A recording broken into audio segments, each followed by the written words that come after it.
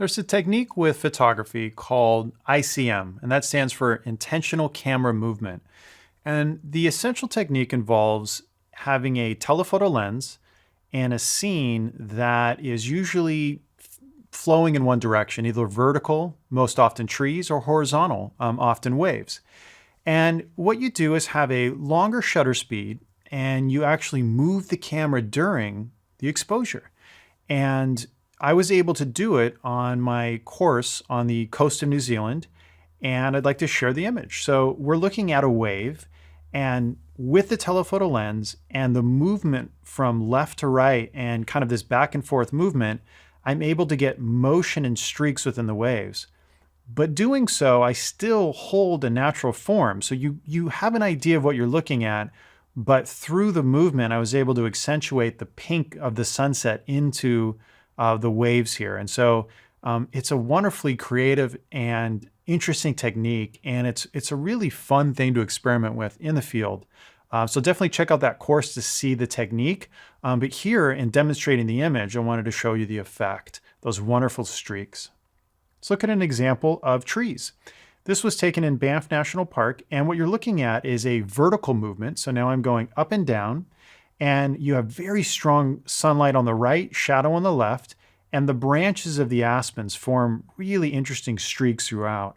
And again, this is vertical movement with a telephoto lens. This example was taken in Washington State, near Leavenworth. That's my home state, where we actually get quite a bit of good fall color. And this is that same idea of vertical movement and really highlighting the oranges and yellows and some green in here. And it really feels like you're looking at a painting. And this is very, very little edits to this. This is the effect you get from intentional camera movement. Here's another one, very similar. This was taken from Zion National Park, but you can see the trunks of the trees and that color mixed in. A little bit different, where I took the snow at the base, the red brush, and then the trees with the mountain behind it. And this was from Banff National Park. And so I was able to get kind of a layered approach in addition to that movement.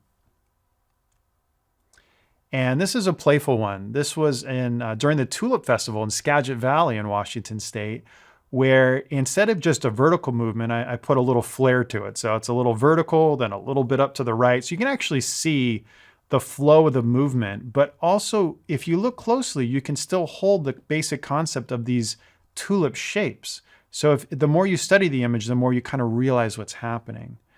So that's really fun examples of intentional camera movement. It's something I really encourage you to give it a try. And really the most effective way to do it is with a long lens, because you need to isolate the subject. If you put a wide angle lens and started doing it, you'd pull in the sky and all this extra information, and it would just be a mess. You really want to have one simple subject to focus on.